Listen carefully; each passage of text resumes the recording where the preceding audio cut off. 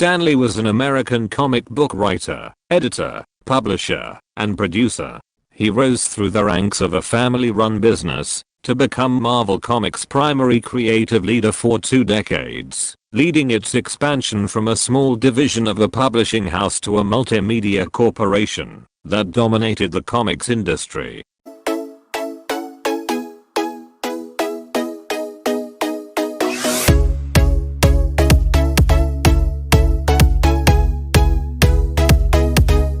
Number 1. Stan Lee was born on December 28, 1922 in New York to Celia and Jack Lieber. His father was a dress cutter who did not get much work after the Great Depression. His family had to live in financial difficulties in a 1-bedroom apartment. Lee attended the DeWitt Clinton High School in the Bronx and side by side, worked small jobs like writing obituaries for a news service and press releases for the National Tuberculosis Center, working as an office boy. As a child, his life was influenced by reading and watching movies. He dreamt of one day writing the great American novel. He was hired as an office assistant at Timely Comics and soon became an interim editor. Number 2. Stanley Martin Lieber, popularly known as Stan Lee, was an American comic book writer, editor, publisher, media producer, television host, actor, and voice actor. He started out his career working as an office boy for the Marvel Comics, which meant fetching lunch, proofreading and refilling artists' ink jars. Eventually proving his creative talent, escalated from the position of interim editor to the president of the entire company. He is known for creating superheroes like Spider-Man, the Hulk, X-Men, Iron Man, Thor, Doctor Strange, etc. and gained nationwide popularity when he created the superhero series The Fantastic Four, in which he made his superheroes imperfect, rather than selling the idea of a perfectly capable superhero. He created these superheroes in collaboration with his colleagues, Jack Kirby and Steve Ditko.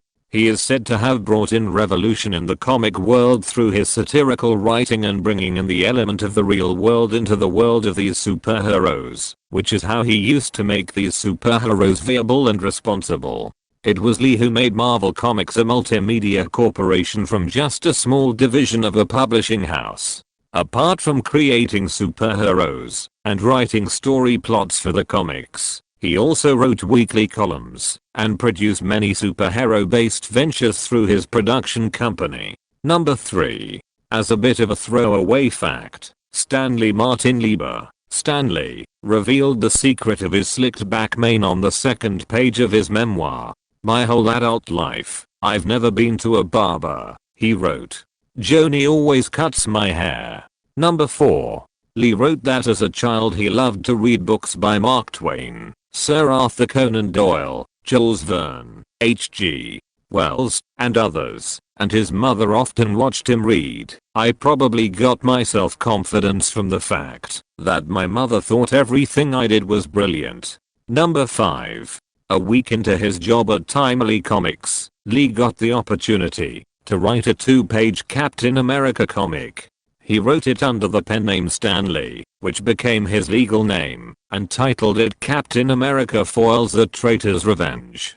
His first full comic script would come in Captain America issue 5, published August 1, 1941. Number 6. After being transferred from the Army's Signal Corps in New Jersey, Lee worked as a playwright in the training film division in Queens with 8 other men, including a few who went on to be very famous. Pulitzer Prize-winning author William Saroyan, cartoonist Charles Addams, creator of the Addams Family, director Frank Capra, Mr. Smith Goes to Washington, 1939, and It's a Wonderful Life, 1946, and Theodore Geisel, better known as Dr. Seuss.